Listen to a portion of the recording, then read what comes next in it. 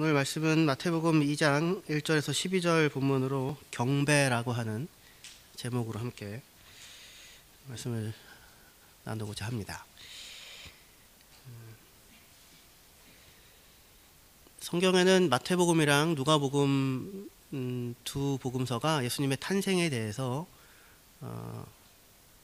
서로 약간 다른 강조점을 가지고 그 이야기를 기록하고 있습니다. 우리가 잘 아는 것이 하나는 동방박사가 찾아와서 경배하는 그 이야기이고, 주로 이 스토리죠. 그 다음에 또 하나는 목자들이 찾아와 가지고 예수의 탄생을 축하하는, 천사에 전해준 소식을 전해주는 그 누가복음의 이야기, 두 가지 이야기가 있는데요. 누가복음에서는 가이사 아구스도가 천하에 그 호적을 하라고 명령을 해가지고 그 고향으로 돌아가는 긴 그 걸음을 걷게 되는데, 여관에 머물 곳이 없어가지고 이제 농가의 외양간 같은 곳에서 몸을 풀었다, 이렇게 이제 되죠. 그래서 저도 어렸을 때 보았던 연극이 기억이 납니다. 이렇게 막 문 막 두드리고, 아이가 막 태어나려고 해요. 제발 방 좀 주세요. 방 좀 주세요. 빈 방 없음. 그래서 이 냉혹한 현실 속에 예수를 맞아들이는 자가 없었다, 뭐 이제 이런 것이었는데, 근데 우리가 이제 생각하는 그 이야기 속에서 목자들이 와가지고 예수의 탄생을 축하하고 동방박사가 와가지고 세 가지 선물을 주는 그 그림이 한 시간 한 공간 안에 일어나죠. 저희들의 생각 속에서는. 그런데 사실은 시차가 꽤 있습니다. 목자들이 와서 소식을 전했을 때는 예수님이 태어났을 그때이고, 동방박사들이 지금 와서 예수께 경배할 때는 예수가 이미 태어나서요 한참 좀 있을 때입니다. 시간이. 왜 그러냐면 별을 보고 찾아오잖아요. 그죠? 그리고 유대인의 왕으로 나신 이가 어디 계시냐라고 해서 예루살렘이 소동하고 헤롯도 소동하고, 언제 봤느냐 별을, 그리고 언제 어떻게 오게 됐느냐 해서 2살 이하의 아이들을 다 죽이는 일을 헤롯이 하게 되잖아요. 그러니까 일정 시간이 지났다는 거죠. 그러니까 예수께서 태어나셨을 때 별이 만약에 나타났다면, 그 별을 보고 찾아왔다면, 바벨론에서 왔다면 한 4개월 정도의 여정입니다. 그러니까 한 공간 한 시간에 동방박사와 목자들이 같이 와서 이렇게 축하해주는 장면은 없어요. 근데 서로 이제 강조가 다른데, 누가복음에서는 가이사 아구스도가 천하에 호적하라고 명령을 하고, 그 명령 하나에 만삭의 임산부가 길을 떠나지 않습니까? 그래서 그 천하의 황제, 로마 제국 전체의 황제인 가이사 아구스도가 진짜 황제가 아니라, 그가 진짜 평화를 가져다 줄 수 있는 사람이 아니라, 지금 이 가난한 시골 농가에 그들의 호의를 얻어 태어난 이 아기, 그리고 당시에 아무도 믿을 수 없다 여겼고 가장 천시받던 직업군인 목자들에 의하여 그 탄생의 비밀의 소식이 전달되어지는, 그 허름한 곳에 오신 예수가 이 땅에 참 평화를 가져다 줄 수 있는 진정한 통치자다라고 하는 것이 중요한 대조예요. 대조. 그 예수님에 대하여 구주, 주님, 그리스도, 이런 식으로 예수님에 대해서 묘사를 합니다. 근데 그 칭호들은 다 고스란히 가이사 아구스도에 대하여도 적용되었던 칭호였어요. 신의 아들, 예수님이 하나님의 아들이잖아요. 근데 당시에 시저 황제는 신의 아들이었습니다. 로마에서 황제가 죽으면 죽는 순간 신이 됩니다. 죽는 순간 신이 되는데, 그러면은 그 뒤를 이어서 황제에 오른 그 아들은 신의 아들이 되는 거죠. 그래서 당시에 예수님에 적용되었던 이 모든 칭호는 사실 그때 로마의 황제에게 적용이 됐었습니다. 그런데 그 모든 칭호를 예수에게 적용하는데, 예수님은 지금 가난한 시골 농가에 한 아기로 태어나고 있습니다. 마태복음 조금 있다가 올 거예요. 가이사 아구스도가 호적을 하라고 명령을 해서, 그러면 온 천하가 움직여야 되잖아요. 대단한 권세죠. 근데 왜 호적을 하라고 명령을 했냐면, 이유가 뭐냐면 백성을 잘 누가 어디에 얼마나 사나를 알고 그래서 잘 다스리기 위해서가 아니라 세금을 걷기 위해서 호적을 하는 게 필요했습니다. 그러니까 세금을 내기 위해서, 세금을 잘 내기 위해서 사실은 로마에서 공무원이 와가지고 조사를 해줘야 되지 않겠어요? 그런데 세금 낼 당사자들이 짐 싸가지고 자기 고향에 가서 내가 여기서 태어났습니다. 호적을 하는 겁니다. 자기가 돈 내기 위해서 자기가 돈을 준비해가지고 거기 가서 호적을 하고 있는 거죠. 그 황제의 명령 하나로 움직여 갑니다. 아주 그러니까 장기판의 말 같은 인생이죠. 아무도 예수가 태어날 때 로마 제국의 역사에 있어서 그의 탄생을 기록한 사람이 없잖아요. 그래서 주목을 받는 일이 아니었습니다. 황제만이 중요했죠. 그런데 성경은, 누가복음은 그 가이사 아구스도와 그 아무 기록에도 없을 것 같은 예수를 누가 진정한 황제냐, 누가 진정한 주권자냐 이렇게 묻고 있는 겁니다. 대조하면서. 그런데 재미있는 건 이거예요. 황제 가이사 아구스도가 호적하라고 명령을 해서 온 천하가 움직이고 난리가 나지 않았겠습니까? 그래서 예수의 이제 어머니와 요셉도 움직여가게 되는 거잖아요. 그런데 그 명령, 그것으로 인하여 오늘 우리 마태복음 부분에서 봤던 미가 선지자의 예언, 베들레헴 에브라다야 너는 유다 고을 중에 가장 작지 아니하도다. 너에게서 이스라엘 다스릴 한 목자가 나올 것이다 라고 하는 예언의 성취가 이루어집니다. 그것을 알고서 가이사 아구스도가 명령을 내렸던 것이 아니었겠죠. 자기 그 연례적인 호구 조사입니다. 세금을 확실하게 걷기 위하여서, 자기 권력을 유지하기 위하여서 했던 것이죠. 그런데 그로 인하여 예수님의 부모들은 나사렛에서, 누가복음에 따르면 나사렛에서 베들레헴까지 옮겨가게 되었고 거기서 아이를 낳게 됩니다. 그리고 이것은 한 700년 전에 미가 선지자가 예언했던 예언의 성취가 돼요. 그러니까 도대체 하나님이 역사를 움직여가는 그 플랜은, 그 계획은 얼마나 비밀하고 얼마나 엄청난 것입니까? 장기판의 말처럼 사람을 사용하는 것이 아니었습니다. 신비한 일인 겁니다. 우리가 다 미처 헤아리지 못하는. 가이사 아구스도가 나는 하나님 명령을 이루기 위해서, 예언을 이루기 위해서 이런 일을 한 거야 라고 얘기를 한다면 비겁한 거죠. 거기에다가 하나님의 명령에 그렇게 얘기할 수는 없는 거죠. 자기 눈앞에 보이는 권력을 유지하기 위해서 명령을 내렸고 온 천하가 움직여가고 있는데, 그런데 그보다 훨씬 더 뒤에 미가 선지자를 통하여 예언한 하나님의 예언과 그 예언을 따라 베들레헴에서 예수가 태어나게 하는 이런 일들을 하나님께서 이루어 가십니다. 그러니까 우리 눈에 보이는 훨씬 그 뒤에서 누가 일하시냐면 하나님께서 일하고 계십니다. 하나님께서 진정한 통치자가 되십니다. 이 사실이 우리에게 큰 은혜와 복음이 됐으면 좋겠습니다. 가이사 아구스도에 비하면 헤롯 대왕 정도는 훨씬 못 미치는 사람입니다. 그런데 그가 자기의 왕권을 얻기 위해서 얼마나 많은 술수와 협작을 부렸는지 모르겠습니다. 하나님 뜻을 이루기 위해서 자기가 그렇게 했다는 이야기, 예를 들면 2살 이하 아이를 다 죽이잖아요, 헤롯이. 베들레헴 주변에서. 많지는 않았을 거예요. 베들레헴은 도시가 아니었을 것이고 아주 학자들은 10명 이하라고 생각을 합니다만, 한 명의 아이여도 만약에 죽는다면 그 부모에게는 얼마나 엄청난 일이겠습니까? 근데 마태는 그것을 라마에서 슬피 울며 애통하는 어머니의 울음이다라고 하면서 그 예언의 성취인 것처럼 얘기를 합니다. 그 예언을 성취하기 위해서 헤롯이 죽였다고 얘기하면 헤롯은 나쁜 인간입니다. 죄인들이 하는 이야기죠. 누구에게도 탓할 수가 없습니다. 헤롯이 그렇게 하지 않았죠. 자기의 두려움과 욕망 때문에 예수가 유대인의 왕으로 태어났다면 자기의 자리가 위협받을 수 있다는 생각 때문에 어린아이조차도 죽이고 있는 거잖아요. 그 현장에, 역사의 현장에 누가 계시냐면 하나님이 계시고 예수가 계시고, 그들의 눈물과 가족의 한탄과 고통을 아시고 그것을 기록하고 있습니다. 우리가 볼 때 세계의 역사, 우리 여러분들의 역사는 눈에 보이는 권력과 이런 힘들에 의해서만 좌우되는 것처럼 느껴질지 모르겠지만 그렇지 않습니다.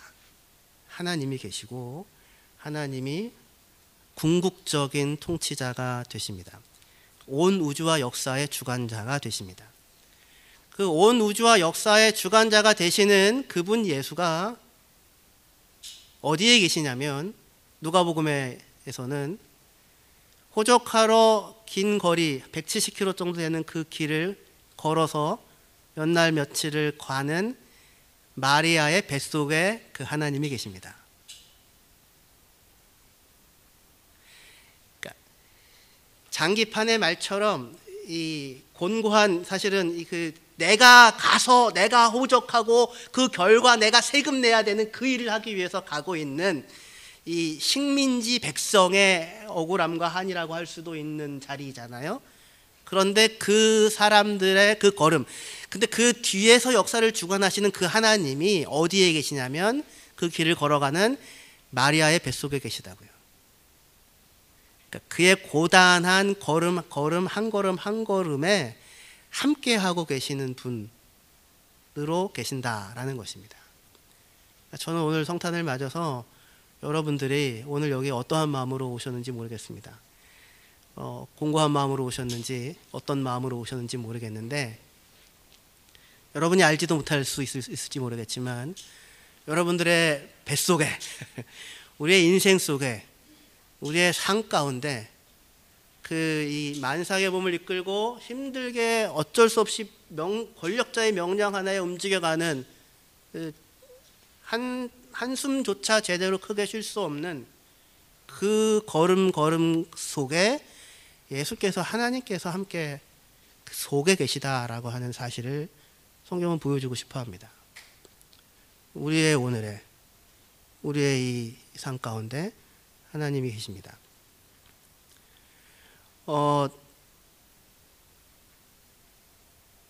그 하나님을 오늘 이제 마태복음에서 그 하나님의 오심을 기뻐하고 경배하는 동방 박사들의 모습과 그와 반대되게 경배를 입에 올리나 누군가를 죽이고자 하는 헤롯의 모습을 보면서 그 하나님, 우리 안에 계신 그 하나님에 대하여 참으로 경배할 수 있는 자리에 우리가 설 수 있으면 좋겠다라고 생각하여 이 말씀을 조금 더 생각을 해보려고 합니다.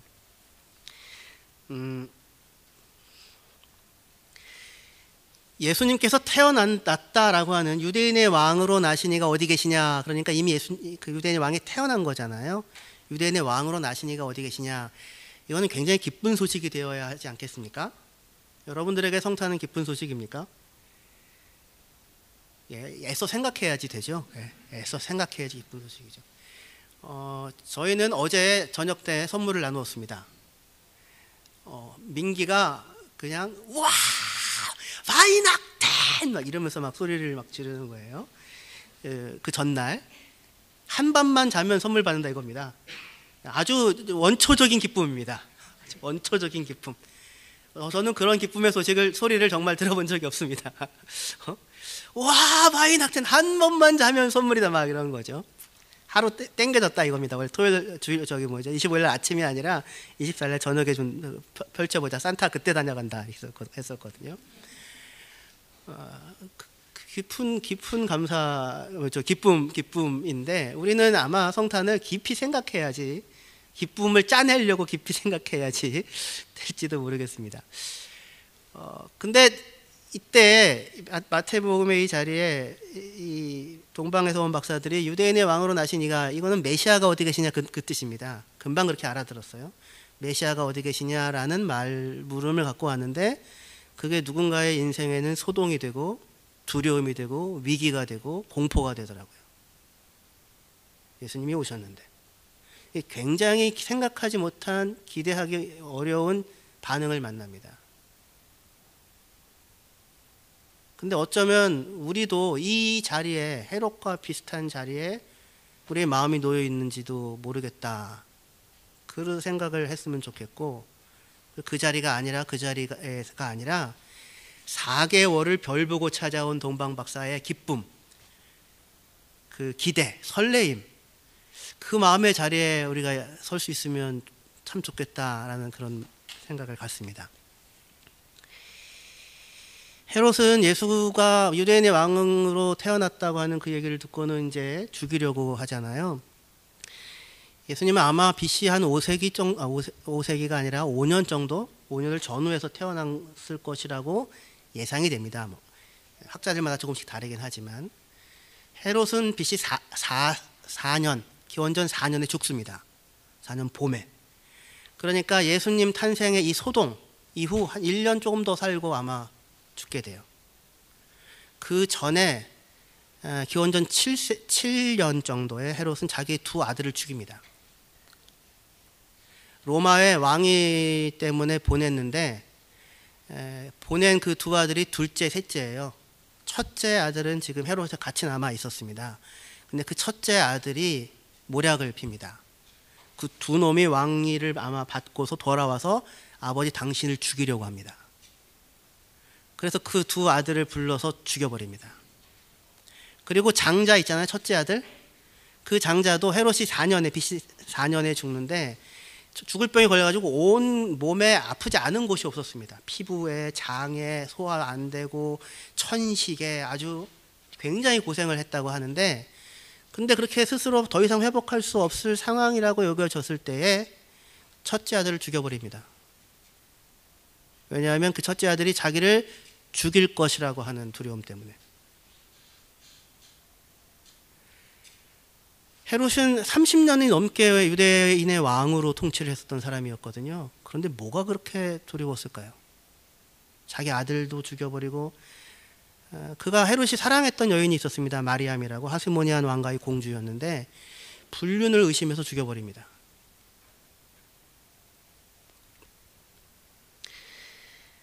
행복하지 않죠.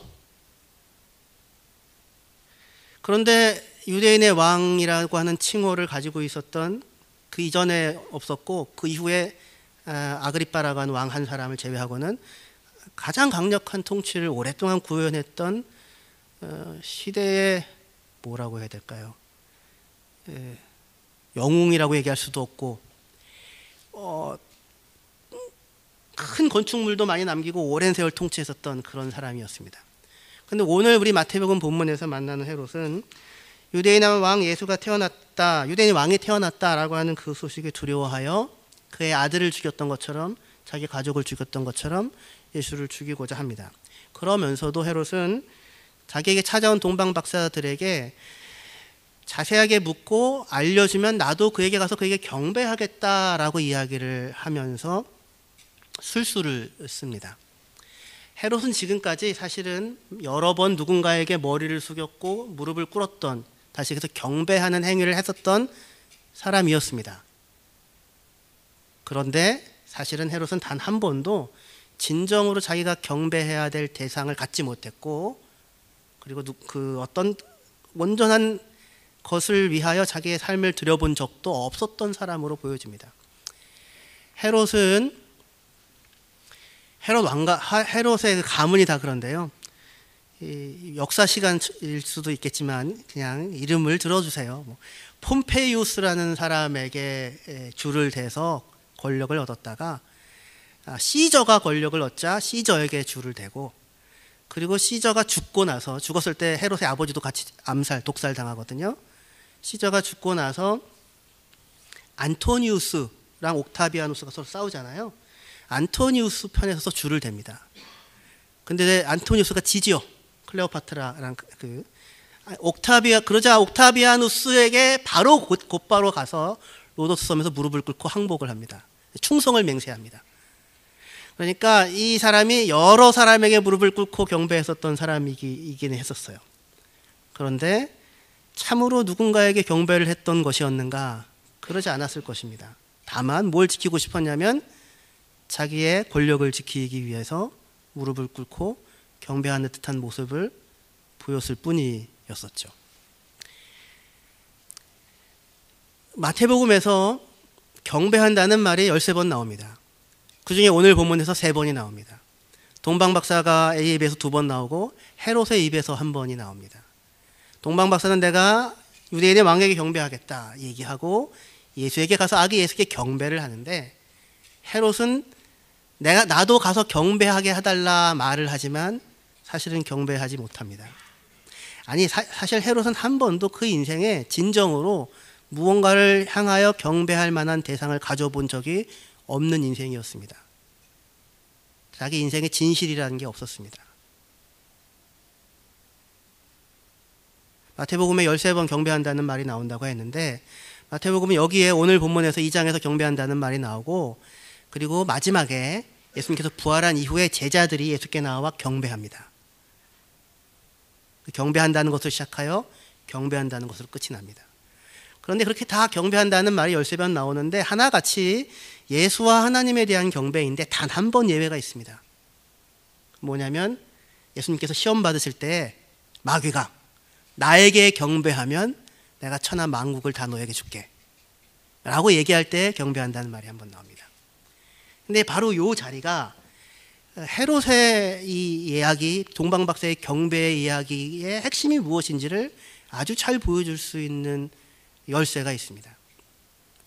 사탄이 마귀가 예수께 와서 나에게 경배하면 그럼 내가 천하 만국과 영광을 다 너에게 주겠다라고 이야기를 합니다.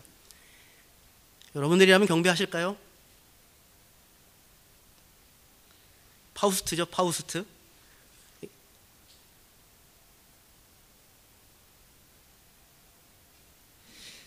그런데 여기서 누군가가 사탄이 그 말을 듣고 경배한다면 사실은 사탄이 자존심 상해해야 됩니다. 왜냐하면 이때의 경배에 있어서 예수가 만약에 경배했다면 경배의 대상이 누가 돼요? 사탄이 됩니까? 아니죠. 나에게 경배하면, 나에게 절하면, 나에게 무릎 꿇으면 내가 뭘 주겠다? 천하만국의 영광과 권세를 너에게 주겠다. 그러니까 이때 사탄은 자기 자신을 스스로를 목적 자체로 제시하고 있는 것이 아니라 수단으로 제시하고 있습니다. 나에게 경배하면 이 모든 걸 줄게. 그러니까 누군가가 경배한다면 그가 진정으로 얻기를 원하는 경배하는 대상은 뭐예요? 사탄이 아니라 영광과 만국이죠. 그런데 영광과 만국 그 자체가 무슨 경배의 대상에 어떤 의미가 되겠습니까? 그걸 왜 가지려고 합니까? 그 자체가 경배의 대상이 될 수 있나요? 다이아몬드 많아서 무슨 경배가 되나요? 그것을 가졌을 때 얻어지는 부수적인 효과가 얻고 싶은 거죠. 그것을 가졌을 때 얻어지는 부수적인 효과는 무엇입니까? 내가 모든 것을 가지고 있는 사람이니까 다 나에게 경배하라 라는 이야기를 할 수 있잖아요. 그러니까 사실 사탄에게 경배한다고 하는 것은 자기가 자기 자신에게 경배한다라고 하는 것인데, 그런데 문제는 자기 자신 안에 경배할 무슨 내용을 갖고 있느냐 이겁니다. 성경은 우상을 우상이라고 쓰고 헛것이라고 읽습니다. 이 사탄의 이 말대로 인생을 살아왔던 사람이 헤롯으로 보입니다.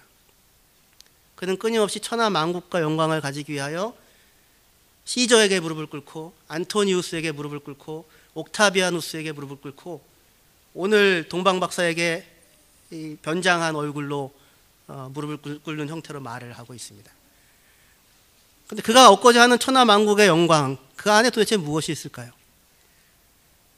그 사람 안에는 어떠한 진실도 없는 것입니다.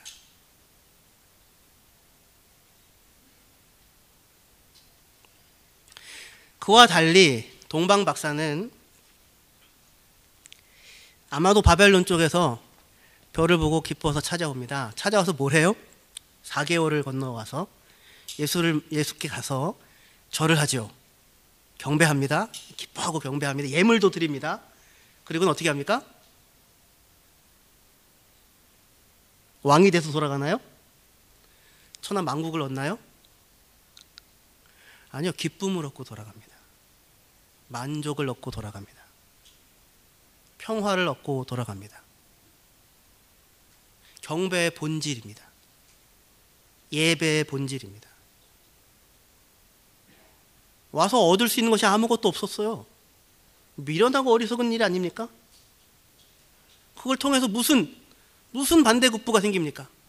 헤롯이라면 절대로 가지 않을 길입니다. 그 악티움 해전에서 옥타비아누스가 이겼을 때 헤롯은 한달음에 옥타비아누스가 있는 곳으로 달려갑니다.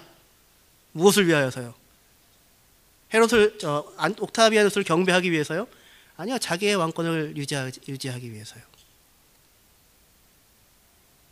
그런데 동방 박사는 전혀 아무 반대급부가 없는데 그 먼 길을 찾아와서 그 사람 한 사람을 만나고 예수에게 경배하고 예배하고는 기뻐하고 돌아갑니다. 어떻게 이런 일이 있었는지 솔직히 모르겠습니다. 시편 72편에 아마 성취라고 생각됩니다. 나중에 기회가 있으면 제가 설명을 드릴 수 있으면 좋겠습니다. 성경 공부에 오시면 제가 설명을 해드릴 수도 있습니다.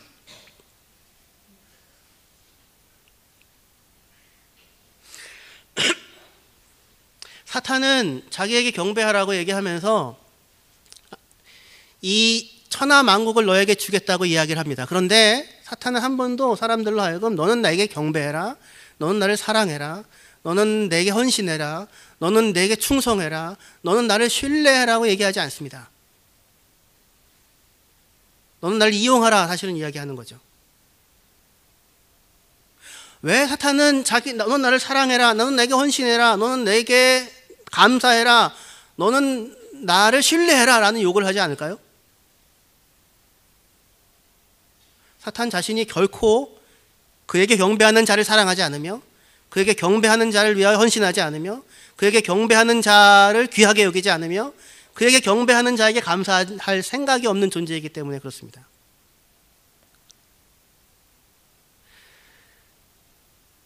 성경은 우리에게 오늘 이 마태복음의 말씀을 통하여 예수께 나와 경배하는 이 동방 박사의 모습을 보여주면서 그 경배에 같이 동참할 것을, 이 경배에 같이 참여할 것을 초청합니다. 여러분의 인생과 삶에는 경배할 대상이 있으십니까? 온 마음을 다 쏟아 그를 사랑하고 헌신하며 감사하고 기뻐하며 모든 것을 쏟아붓고도 전혀 아까워하지 않는 그런 진실이, 그런 가치가, 그런 대상이, 그런 사람이, 그런 하나님이 계십니까? 그 사람이 있는 자, 그에게 경배할 수 있는 자는 그 안에 참 생명을 가지고 있으며, 그리고 곁에 있는 다른 사람들도 경배하며 살아갈 수 있는 진정한 왕이 됩니다. 그러나 그 안에 경배해야 할 어떠한 대상도 가지고 있지 못했던 헤롯은 오직 자기 하나의 인생을 지키기 위하여서 골몰하고 공허하여 아무것도 없는 인생을 살다가 스스로 일어서고자 움켜쥐지만 결국 죽고 망하는, 무너져 내리는 삶을 살아가게 됩니다. 여러분들에게 오늘 성탄을 맞아서 이 경배의 자리에 함께 참여할 것을 초청합니다. 저도 가겠고 여러분들도 같이 갔으면 좋겠습니다. 그리고 이 경배의 만남과 체험을 가지고 기쁨을 얻었으면 좋겠습니다. 그리고 그 얻은 기쁨을 가지고 곁에 있는 사람들, 하나님의 형상으로 지어져서 예수께서 기꺼이 오셔서 무릎을 꿇고 섬기는 것이 전혀 손해이거나 아깝다고 생각되어지지 아니하는 사람들, 그 사람께 절하고 그 사람께 경배하고, 경배란 말이 좀 이상하지만 그 사람을 높이고 그 사람을 세워줄 수 있는, 예수께서 오셔서 이 땅에서 행하시고 있는 그 일, 그 마음의 자리에 저와 여러분들이 모두가 서는 그런 생명의 역사가 우리 가운데 있었으면 좋겠습니다. 기도하시겠습니다.